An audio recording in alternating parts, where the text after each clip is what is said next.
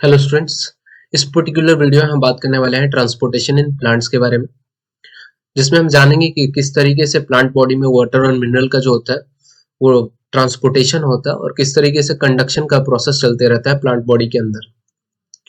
First of all यहाँ पे बात करें ट्रांसपोर्टेशन की, तो ट्रांसपोर्टेशन का सिंपल सा मतलब होता है वाटर और मिनरल का जो होता है मूवमेंट प्लांट बॉडी के अंदर। तो प्लांट बॉडी के अंदर अगर देखें वाटर और मिनरल का जो मूवमेंट होता है वो रूट के कारण होता है। और रूट में भी अगर बात करें तो रूट हेयर्स की वजह से होता है। रूट हेयर्स की अगर बात करते हैं तो ये हमारा टर्शियरी रूट होता है।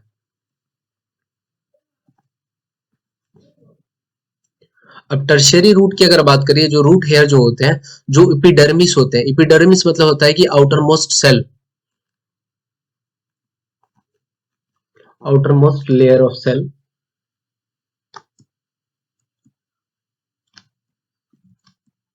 अब जो भी हमारे रूट होते हैं उनके ऊपर जो होता है एक कवरिंग होता है आउटर मोस्ट सेल से बना हुआ, उसी आउटर मोस्ट कवरिंग को हम बोलते हैं इपिडर्मिस। यही इपिडर्मिस का स्पेशलाइज्ड जो ग्रोथ होता है उसी को हम बोलते हैं रूट हेयर, जो कि सेमी परमेबल नेचर का होता है। सेमी परमेबल नेचर कहने का मतलब होता है कि कुछ पर्टिकुलर सब्सटेंस को ही पास करने देते हैं, और खासकर यहाँ पे मैं बात बोलूं तो जो सॉल्वेंट होते हैं उन्हीं को ये पास करने देते हैं।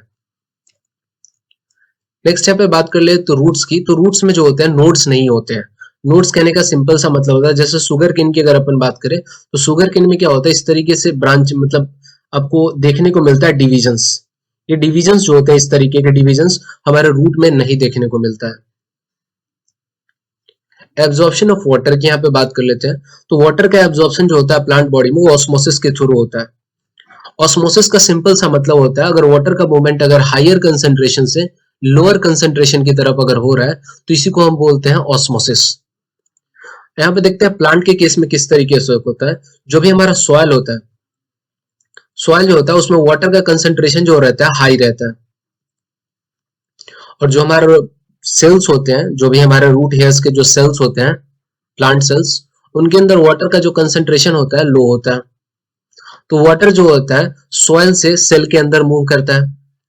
तो इस प्रोसेस से क्या होता है कि सेल के अंदर जो होता है वाटर का जो कंसेंट्रेशन वो धीरे धीरे इंक्रीज करता है और इस तरीके से एब्जॉर्प्शन होते रहता है। अब यहाँ पे इस डायग्राम में हम देख पा रहे हैं कि ये एरो के हेल्प से दिखाया गया है कि सॉइल से जो है वाटर का मूवमेंट जो है रूट हेयर्स के अंदर हो रहा है।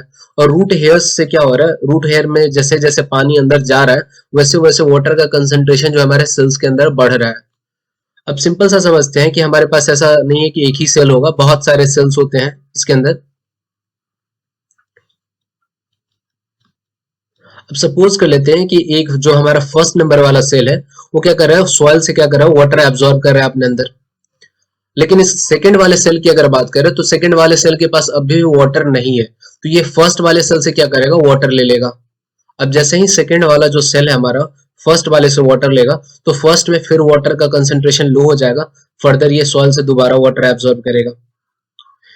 फिर सेकंड से कौन ले लेगा वाटर, थर्ड वाला ले लेगा, तो फिर से सेकंड में कम हो जाएगा वाटर, तो सेकंड वाला जो सेल है वो फिर फर्स्ट से वाटर ले लेगा, और फिर से जो होगा फर्स्ट वाला सेल जो होगा सॉइल से वाटर लेगा, एब्जॉर्ब करेगा। तो ये प्रोसेस जो रहता है कंटिन्यूअसली चलते रहता है, जिसकी वजह से वाटर का एब्जॉर्प्शन प्लांट में होते रहता है by the process of osmosis.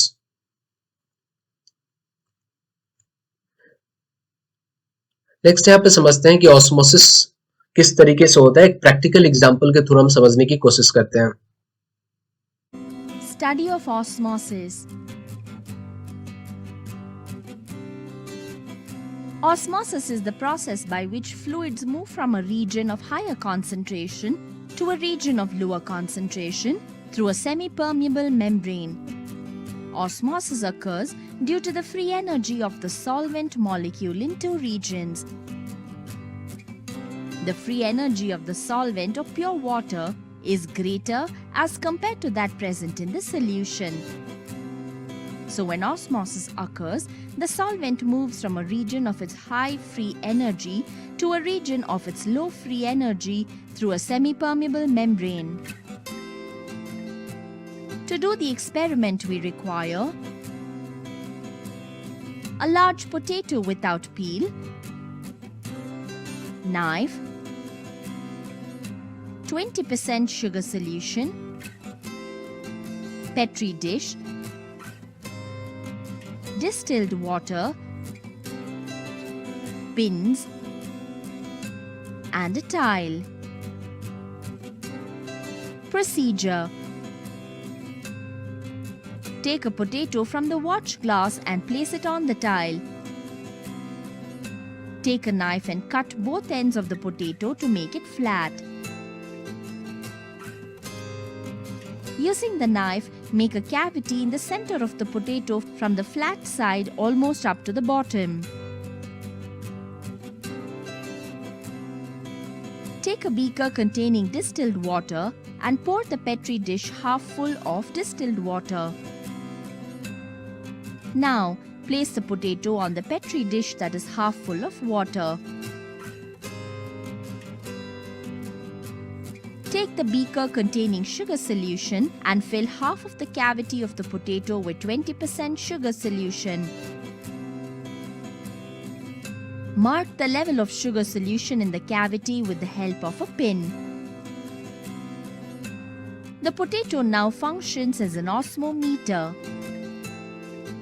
Leave the osmometer undisturbed for about 2 hours. Mark the rise in the level of sugar solution in the cavity with another pin.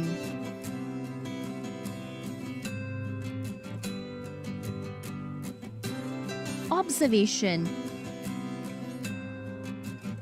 the level of sugar solution in the potato cavity rises after some time due to the entry of water into the sugar solution through selectively permeable membrane of the cells of the potato. Conclusion: the movement of water from the petri dish to the potato cavity occurs because of the difference in the concentration of solvent molecules in the two regions, sugar solution in the potato cavity and pure water in the petri dish. Next यहाँ पे बात कर लेते हैं absorption की, absorption of minerals. यहाँ पे minerals की अगर बात करें तो मिनरल्स भी रूट हेयर्स के थ्रू ही एब्जॉर्ब होते हैं प्लांट बॉडी में, लेकिन यहाँ पे जो मेथड होता है एब्जॉर्प्शन का वो अलग हो जाता है। डिफ्यूजन के मेथड से होता है एब्जॉर्प्शन हमारा, या फिर एक्टिव ट्रांसपोर्ट मेथड से होता है। फर्स्ट यहाँ पे बात कर लेते हैं मिनरल्स की। तो मिनरल्स न्यूट्रिएंट्स का ही एक टाइप है। अब यहाँ पे न्यूट्रिएंट्स की अगर बात करें तो दो टाइप में हम न्यूट्रिएंट्स को डिवाइड कर देते हैं, मैक्रोन्यूट्रिएंट्स एंड माइक्रोन्यूट्रिएंट्स।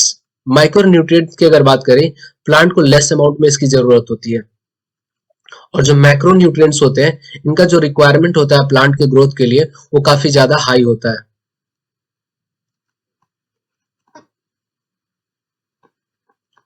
माइक्रोन्यूट्रिएंट्स की अगर बात करें तो माइक्रोन्यूट्रिएंट्स के कैटेगरी में हमारा आता है बोरॉन आता है, जिंक आता है, मैंगनीज आता है, आयरन, कॉपर, मॉलिबेडनम, क्लोरीन, ये सारे जो है हमारे माइक्रोन्यूट्रिएंट्स है। मैक्रोन्यूट्रिएंट्स की अगर बात करें तो माइक्रोन्यूट्रिएंट्स हमारे बहुत ज्यादा अमाउंट में चाहिए प्लांट के प्रॉपर ग्रोथ के लिए, तो जिसके अंदर आता है कार्बन आता है, hydrogen, oxygen, nitrogen, phosphorus, potassium, calcium, magnesium, sulphur, ये सारे जो है मैक्रोन्यूट्रिएंट्स है। यहाँ पे देखते हैं मिनरल्स का एब्जॉर्प्शन किस तरीके से होता है। तो फर्स्ट हमारे पास आ जाता है डिफ्यूजन। डिफ्यूजन की अगर बात करें तो ये मूवमेंट होता है गैस, लिक्विड और सॉलिड मॉलिक्यूल्स का। यहाँ भी हायर कंसंट्रेशन से लोअर कंसंट्रेशन ही मूवमेंट होता है। तो जिस समय ऑस्मोसिस चल रहा होता है रूट हेयर में, उसी समय हमारा डिफ्यूजन के थ्रू क्या होता है, मिनरल का भी एब्जॉर्प्शन होता है। इतना ध्यान रखना है कि जो मिनरल का एब्जॉर्प्शन होता है जब ऑस्मोसिस चल रहा होता है तभी होता है, लेकिन वहां पे जो सेमी परमिएबल मेम्ब्रेन होता है, उसी सेमी परमिएबल मेम्ब्रेन में क्या होता है, स्पेशल होल्स बने होते हैं, जिसके थ्रू क्या होता है, जो आयंस होता है वो एब्जॉर्ब होता है प्लांट बॉडी के अंदर, और उस स्पेशल होल को हम बोलते हैं चैनल्स। नेक्स्ट यहाँ पे बात कर लेते हैं एक्टिव ट्रांसपोर्ट मेथड की। तो यहाँ पे क्या होता है, जो भी हमारा आयन का मूवमेंट होता है लो कंसंट्रेशन से हाई कंसंट्रेशन की तरफ होता है।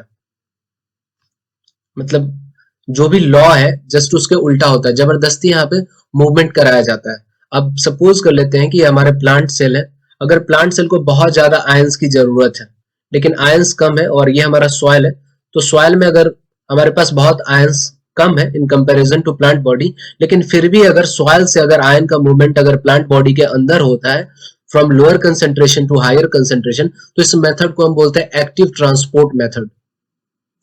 और इसमें क्या होता है, एनर्जी खर्च करना पड़ता है, इसीलिए बोला गया यहाँ पे ions are pumped against the concentration gradient, मतलब मूव नहीं करना चाहिए था लेकिन जबरदस्ती मूव कर रहा है हमारा आयन लोअर टू हायर, जबकि होना क्या चाहिए था, हायर से लोअर में मूवमेंट होना चाहिए था आयन का। नेक्स्ट यहाँ पे समझते हैं difference between diffusion and osmosis. Diffusion की अगर बात करें तो यहाँ पे गैसेस मूवमेंट होता है लिक्विड या सॉलिड मॉलिक्यूल का from higher to lower concentration, लेकिन ऑस्मोसिस की अगर बात करें तो यहाँ पे लिक्विड और खासकर वाटर का ही मूवमेंट के बारे में हम बात करते हैं। अगर वाटर का मूवमेंट अगर हायर कंसेंट्रेशन से लोअर कंसेंट्रेशन हो रहा है तो उस प्रोसेस को हम ऑस्मोसिस बोल देंगे। डिफ्यूजन की अगर बात करें तो डिफ्यूजन के लिए कोई सेमी परमेबल मेम्ब्रेन की रिक्वायरमेंट नहीं होती है, बट ऑस्मोसिस की अगर हम जब बात करते हैं तो ऑस्मोसिस में सेमी परमेबल मेम्ब्रेन की रिक्वायरमेंट होती है। नेक्स्ट बात कर लेते हैं कंडक्शन की। तो कंडक्शन जो होता है एक ट्रांसपोर्टेशन का मेथड होता है जिसमें जाइलम और फ्लोएम जो होता है पार्टिसिपेट करते हैं। जाइलम और फ्लोएम की अगर बात करें तो जाइलम और फ्लोएम को कंसिस्ट करके हम एक बंडल बनता है जिसको हम बोलते हैं वेस्कुलर बंडल, जिसके अंदर हमारे जाइलम और फ्लोएम टिश्यू जो होते हैं ये होते हैं।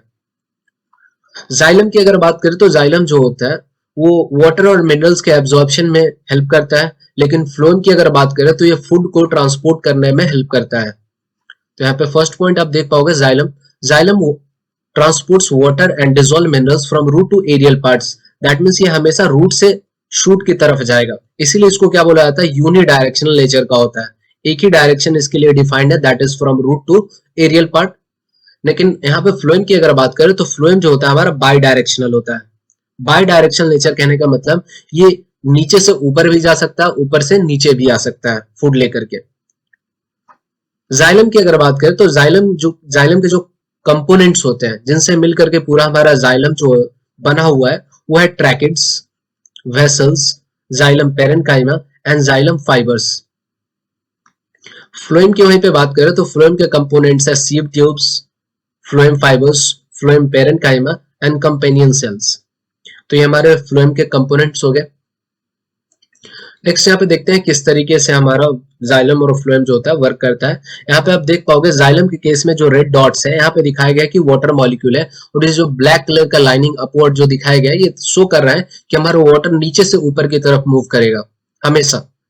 लेकिन यही फ्लोएम की अगर बात करें तो फ्लोएम में जो रेड कलर के डॉट्स है ये बता रहा है कि ये हमारे पास फूड मॉलिक्यूल्स है या फूड पार्टिकल्स है, और ये हमेशा किसी भी डायरेक्शन में मूव कर सकते हैं, अप टू डाउन या डाउन टू अप। तो यहाँ पे टू वे फ्लो होता है फ्लोएम में, लेकिन अगर जाइलम की अगर बात करें तो यहाँ पे वन वे फ्लो ही होता है सिर्फ। जाइलम और फ्लोएम के बीच में अगर डिफरेंस की अगर बात करें तो जाइलम जो होता है वाटर और मिनरल्स का ट्रांसपोर्टेशन करता है, वही फ्लोएम की अगर बात करें तो फ्लोएम जो होता है फूड स्टोरेज का फंक्शन परफॉर्म करता है या फिर फूड को ट्रांसपोर्ट करने में हेल्प करता है। जाइलम की अगर बात करें तो ये यूनि डायरेक्शनल होता है, लेकिन अगर फ्लोएम की अगर बात करें तो ये बाई डायरेक्शनल नेचर का होता है। जाइलम के अगर कंपोनेंट्स की अगर बात करें तो ट्रैकिड्स, वेसल्स, जाइलम पेरेन्काइमा और जाइलम फाइबर्स होते हैं, लेकिन वही फ्लोएम की अगर बात करें तो सीव ट्यूब्स होते हैं, फ्लोएम फाइबर्स होते हैं, phloem parenchyma and companion cells जो होते हैं ये फ्लोएम के हमारे कंपोनेंट्स हैं। खासकर यहाँ पे जाइलम और फ्लोएम की अगर बात करें तो ये कॉम्प्लेक्स परमानेंट टिश्यूज कहलाते हैं।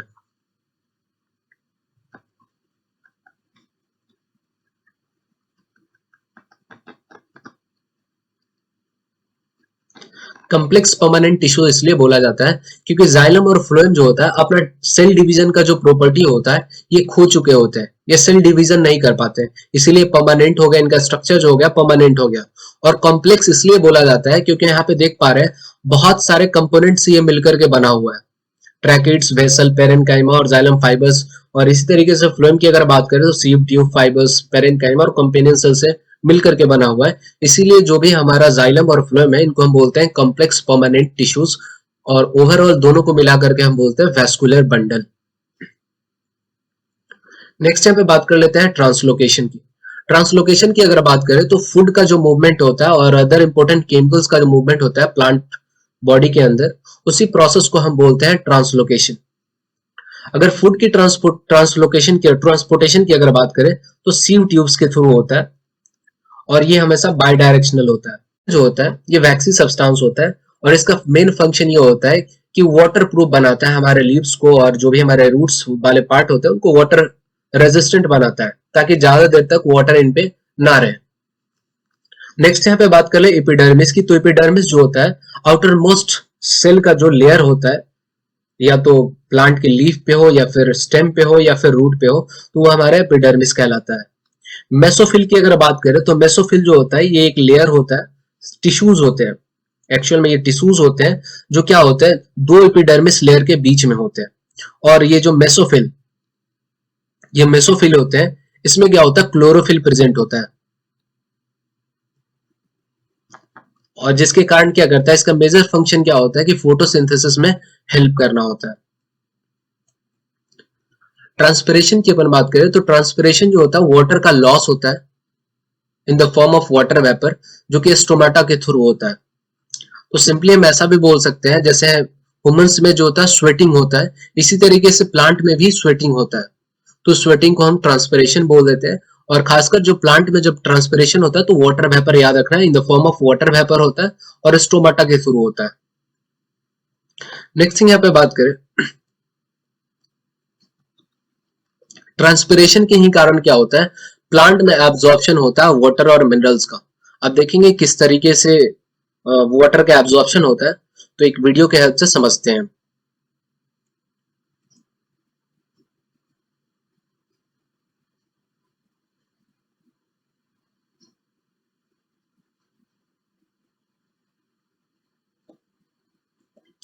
जैसा कि हम लोगों ने देखा कि वीडियो में क्या हो रहा है कि स्ट्रॉ से जो है पानी खींचा जा रहा है। इसी तरीके से अगर हमारे पास कोई प्लांट है, ये हमारा रूट है और इसमें वाटर है। सनलाइट क्या करता है प्लांट से क्या करता है वाटर वेपर के फॉर्म में क्या कर रहा है वाटर खींच रहा है। तो वाटर प्लांट के अंदर क्या आएगा वाटर की कमी आएगी। तो वाटर कहाँ से फुलफिल हो सकता है, तो नीचे वाला जो सेल्स है ये क्या करेगा वाटर को एब्जॉर्ब करेगा और फिर से ऊपर तक पहुंचाएगा, और फिर क्या करेगा सन फर्दर क्या करेगा वाटर को खींच लेगा in the form of water vapour, और कंटिन्यूअसली ये प्रोसेस चलते रहता है। दैट मीन्स जब सन वाटर खींच रहा होगा तो ऊपर जो एरियल पार्ट्स है वहां पे वाटर का कंसेंट्रेशन जो होगा वो लो हो जाएगा, और नीचे वाला जो है यहाँ पे पार्ट है यहाँ पे वाटर का कंसेंट्रेशन जो है हाई रहता है। तो जो वाटर का मूवमेंट होता है हाई टू लो कंसेंट्रेशन होते रहता है, और इस तरीके से जो होता है जो हमारा ट्रांसपिरेशन है चैनलाइज करता है ताकि हमेशा क्या रहे ऑस्मोसिस के थ्रू वाटर का एब्जॉर्प्शन होते रहे। इंपॉर्टेंस ऑफ ट्रांसपिरेशन की अगर बात करें तो ये हेल्प करता है प्लांट को एक्सेस वेस्ट मटेरियल को बाहर एक्सक्रीटा के फॉर्म में बाहर निकालने में। दूसरा यहाँ पे बात करें तो सॉल्ट और वाटर का जो बैलेंस होता है उसको मेंटेन करने में हेल्प करता है। नेक्स्ट थिंग होता है कि ज्यादा से ज्यादा अगर ट्रांसपिरेशन होता है तो ये प्लांट को कूलिंग इफेक्ट देता है। कूलिंग इफेक्ट देने की वजह से प्लांट जो होता है हाई टेम्परेचर पे भी सरवाइव कर पाता है। नेक्स्ट यहाँ पे बात कर ले ट्रांसपिरेशन की वजह से क्या होता है वाटर का एब्जॉर्प्शन होता है रूट के थ्रू, तो इसको भी ये कंट्रोल करता है हमारा ट्रांसपिरेशन।